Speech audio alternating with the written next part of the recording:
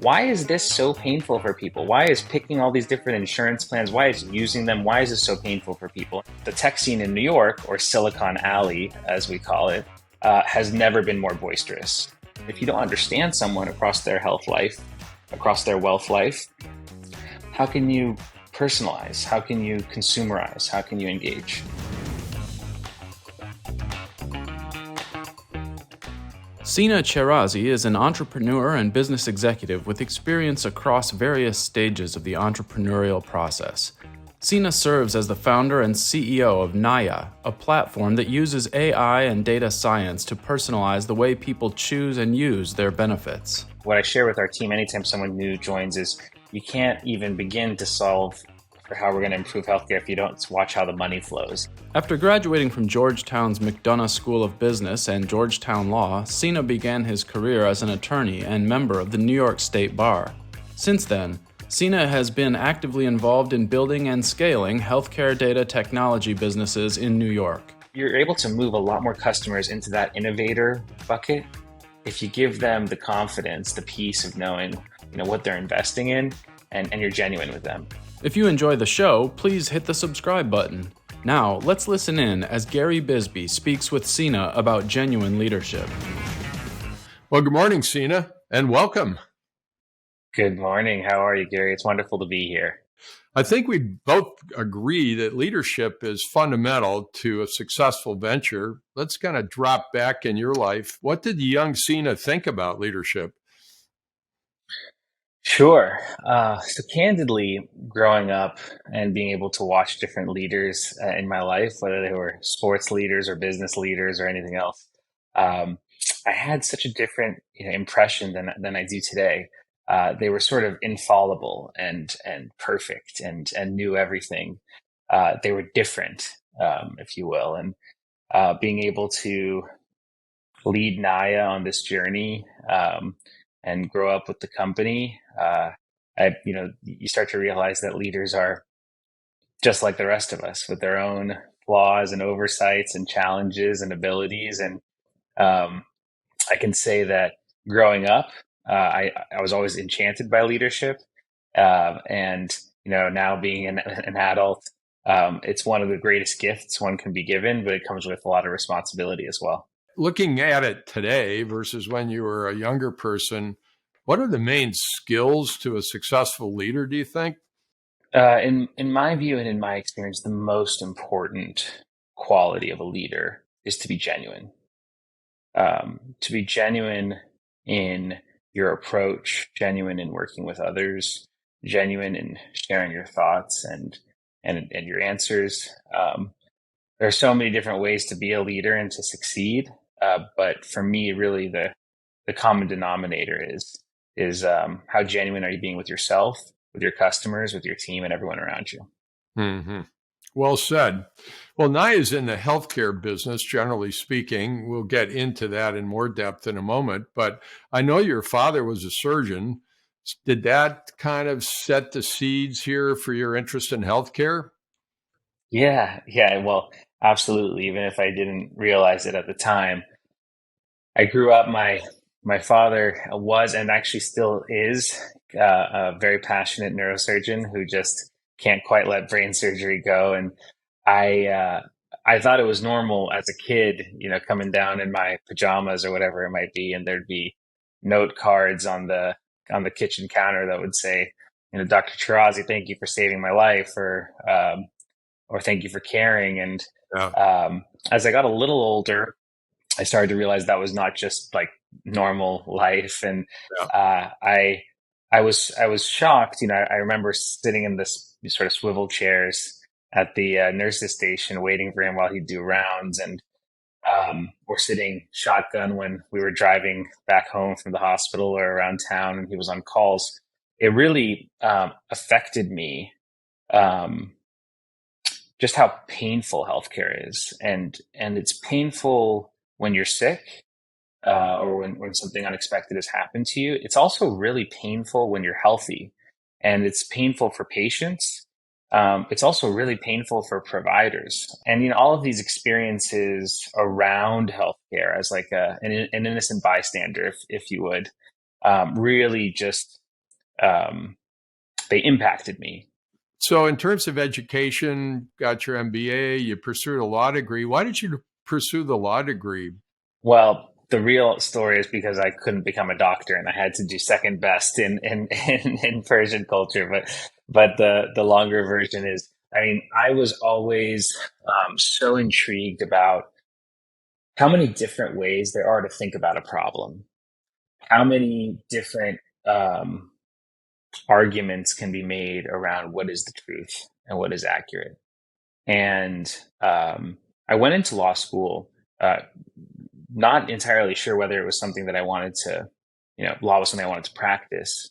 But I knew that in this world that's sort of turning faster and faster than ever before, with bigger and more complex challenges than ever before, I felt that getting my law degree would give me the training to be able to see both sides of an issue and also think critically about how we can improve, in this case, healthcare in the US. I know as an entrepreneur, there were many times that I wished I was a lawyer in terms of reading contracts and structuring deals and so on. Have you found your background in law to be helpful as you've grown Nayya? As a startup, as an innovator, you're growing, you are challenging the status quo.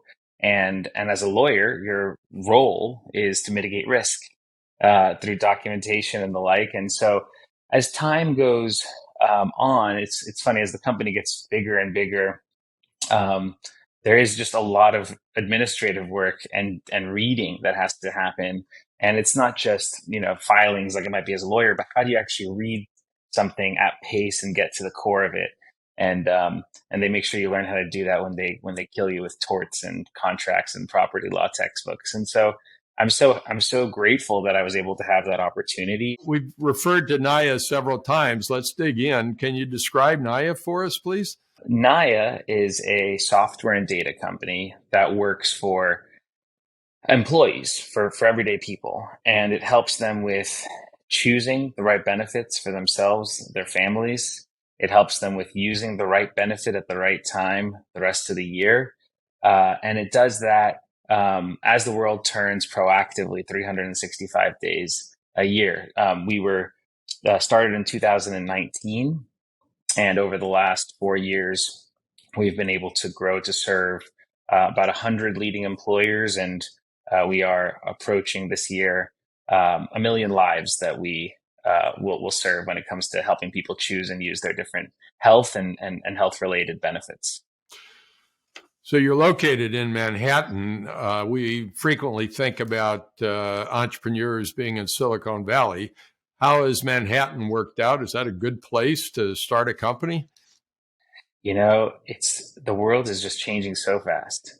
Even as an innovator, it's just even 4 years ago compared to today, partially because of the pandemic. Don't want to give the pandemic too much credit for anything good, but you can see talent has moved, and the popular story is that tech talent has moved to rural areas and emerging hubs in Denver and Austin and Miami, and that's absolutely true.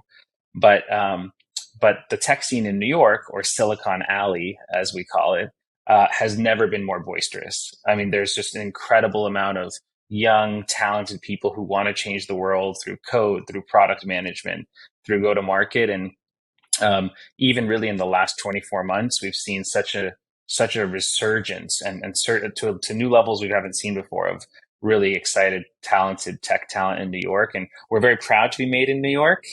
We also have team members across the country, but having our headquarters in one place, having a community, which is what we refer to our office as, where everyone can come together and innovate, has been a real big source of pride for us. And I would recommend it to and any others who are looking to innovate and build something new. Most founded companies evolve over time, and sometimes when they're successful, they don't look anything like what they were thinking about when they started, which isn't the case with Nayya, but I know you have evolved. Can you describe, Sina, the evolution over the last 4 years of Nayya and its products and services?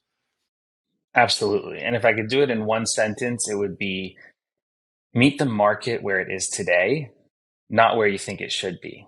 So really early on, Nayya means renewal or a new approach. And we were designing the structure for the company and we said, why is this so painful for people? Why is picking all these different insurance plans? Why is using them? Why is this so painful for people? And everybody had a different answer, but my answer is, and it's somewhat nuanced, but all of the data that matters in healthcare lives together in exactly zero places today in 2023. I mean, can you believe it? I mean, if we think about internet companies who have built just a, I mean, I'll reveal my biases here, but an unconscionable amount of value. They built what I call closed consumer data loops, the cookie. Hey, you like this blue shirt? You may like this blue hat. You like this season of White Lotus? You might like something else. You read this article on Google News. They're tracking and they understand you across your entire digital world. And because of that, they can say, hey, you'd be interested in this, or you should buy this, or anything else. It's proactive, it's personalized, it's easy. When it gets to the real world, healthcare, retirement, I mean, all the sort of stodgy industries that are desperately in need of innovation. As I said, that data lives together in exactly zero places. And if you don't understand someone across their health life, across their wealth life, how can you personalize? How can you consumerize? How can you engage? So in the early days, we spent all of our time just saying, let's get all the data in the same place. Let's connect people's claims information. Let's connect their RX. Let's connect their financial accounts. And then we're going to let the world of developers build all these cool consumer applications that can consumerize healthcare. Unfortunately, after we did all the hard yards of pulling all that data and connectivity together, most developers were like, we don't even know what to do with all of this. We don't have the workflows for it. Right. That was a dark month on the entrepreneurial journey. And I said, gosh, well, we better, pivot at least a little bit or we're going to run out of money. And that's when we started developing software applications that could sit on top of our data and help people. And hey, you and your family have spent $7,462 out of pocket on healthcare in the last year. Your mortgage is as follows. The prescriptions you take are trending in this cost. Okay, pick this plan, pick this plan, pick this one. Don't pick this one. Here's the data to show you why. And then the rest of the year, let's make sure we are following through the right way all the way until next year's plan selection. Let's learn from that too. And once we built that software layer that sits on top, the consumer experience, that was when everything changed very quickly. Healthcare is famously siloed, and you're really working, I believe, Sina, with employers, with health insurers, with providers. How are you able to make that transition and appeal to each of those three camps? Yeah, I mean, healthcare is siloed, like you said. It's federated, it's fragmented, it's now verticalizing. It's so complicated. What I share with our team anytime someone new joins is you can't even begin to solve for how we're going to improve healthcare if you don't watch how the money flows. And that's an unfortunate truth, but it's the truth nonetheless. At the core, all of these ecosystem partners you mentioned are truly trying to optimize for the consumer, for the end employee, for the end person. The problem is that they're just intermediated. Even employers themselves are to a certain extent intermediated. And so the way we've been able to solve for that is to learn how to speak consumer to each of these ecosystem partners, to learn how to talk through the different journeys, the different challenges that these consumers go through to show how data can optimize and make that health plan experience, make that employment experience better. And then if you can speak consumer and speak data to these other ecosystem partners, usually, even if they're not fast, you'll get some momentum to innovate. What is the next steps if we were to come back a year from now? Where would Nayya be at that point? In my incredibly biased opinion, we've become the best at helping employees with picking the right selection of plans for themselves. We've also done incredible work with helping them navigate all of their different benefits that they offer. And it's not perfect yet, but we have a foundation. Today in 2023, as the world turns, we have now reached a new level of pain in this country. Starbucks is spending more money on health insurance than they are coffee beans. For every new vehicle that General Motors is manufacturing, there's a higher cost of healthcare in that car than there is steel. Um, ExxonMobil is going to spend more on health benefits this year than global R&D. Um, costs have been rising for a while. That's kind of an old story, but even 10 years ago, we weren't talking about this level. It's anti-competitive for US businesses, and analytics has not taken hold yet. The exciting part about what you're doing, I think, at least in my term, is you're starting with the consumer. You're collecting consumer-specific data, and then from that, you have your application and the information and so on. Does the senior executives of Starbucks and Ford and so on, do they understand how much they're spending on healthcare, or do they see what you're doing as really important? It seems to me that they should be trying to put as much money into Nayya as they possibly can. Well, the shortest answer I could give is it's changing very quickly. And there are some reports that came out recently that I'm sure many have seen out of some of the large consulting houses that are seeing an estimating increases of 4 to 10% over each year for the next 3 years. Now, I think if we were to invite all the Fortune 500 CFOs and executives to New York and lock them in the plaza and say, hey, listen, let's all talk about our joint problems, they would all have their own idiosyncratic business challenges. But at the top 3 of every list is, how do we manage this healthcare thing? But luckily, to your point, as long as you have the data, you can now start to drive those insights. And I suspect this will be one of the largest, most acute trends over the next 3 to 5 years, is the justified incredulity of the U.S. employer. What about your go-to-market strategy? How do you think about that? Mm-hmm. So we have a dual go-to-market strategy. For employers of 5,000 employees and above, we have what's called like a direct sales motion. These employers are so complex; their schemes are so complex. It requires a highly consultative approach to be able to help them start to understand where all the low-hanging fruit is. And there's a lot of low-hanging fruit. The Chamber of Commerce came out with a report at the end of last year. The average large employers is getting a 53% return on investment on their benefit spend. So let's just take a pause here. Let's say you're a 10,000 person company benchmark in the United States. You're probably spending between $200 and $250 million a year on benefits in these schemes. So almost $250 million. And now you're getting a 53% ROI. In what other parts of our business would we ever accept a 53% ROI? I'm not sure.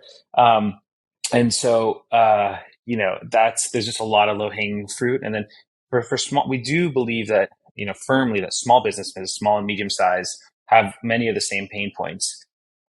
In that segment of the market, we do a lot of channel distribution through our really close partners like ADP, as an example, who have done such an incredible job building a system of record for the employer.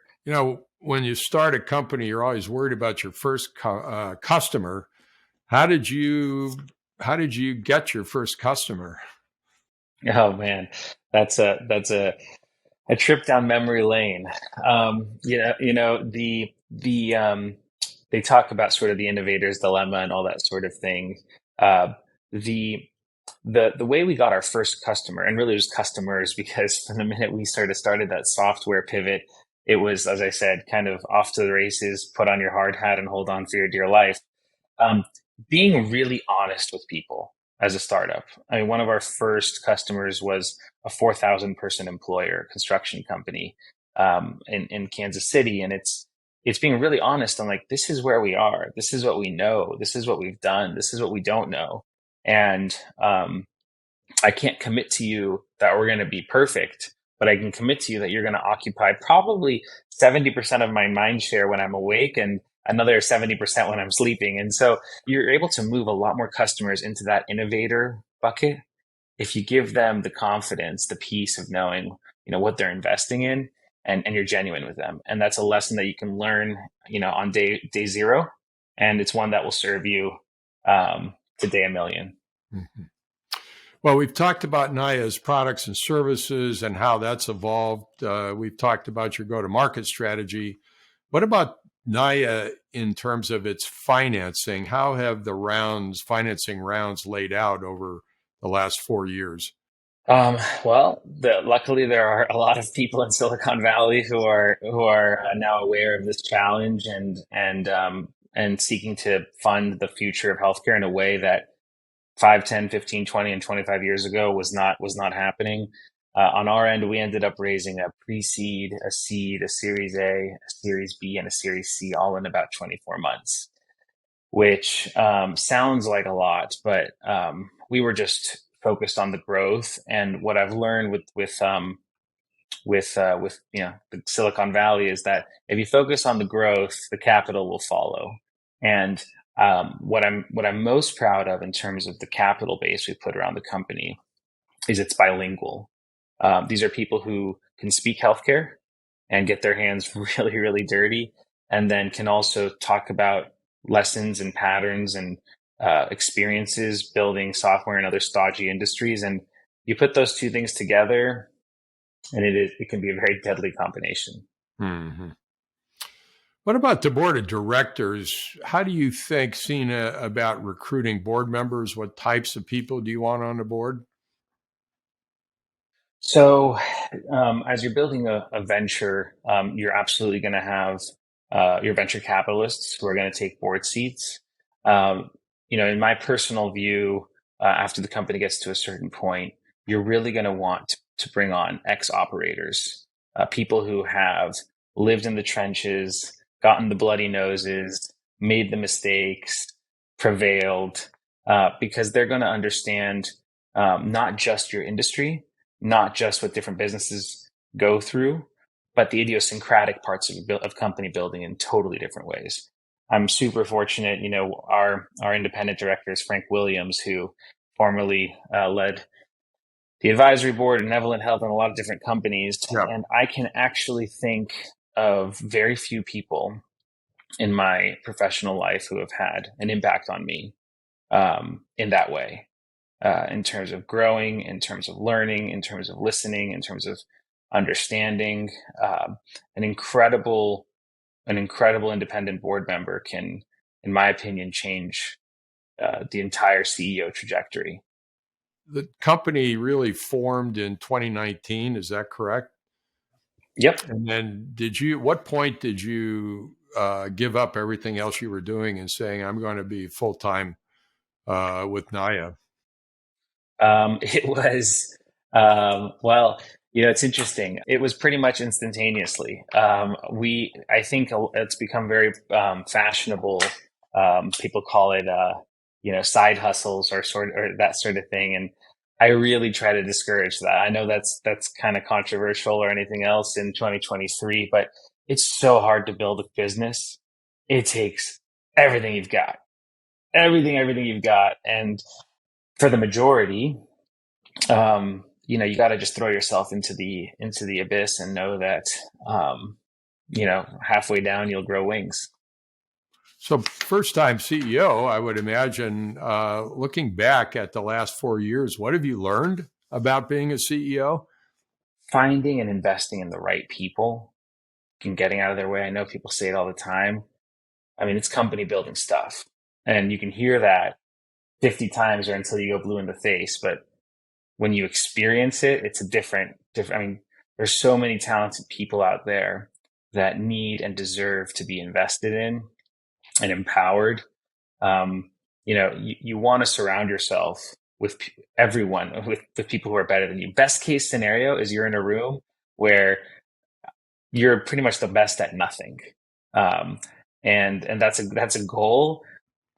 Sina, do you view yourself as a purposeful or accidental entrepreneur? Purposeful. I wish I could say I sort of just fell into it, but there's just this. I get to sit here and speak with you because of the sacrifices and the investments of a lot of other people. And, the people who, to whom much has been given, much is expected. And we've got a world with a lot of challenges, a lot of problems, and a lot of improvements to be made. And success is not guaranteed, but I knew for a long time that I was going to, try um, and change the status quo in the ways that I could and that I know how. So I'm living my dream in that respect.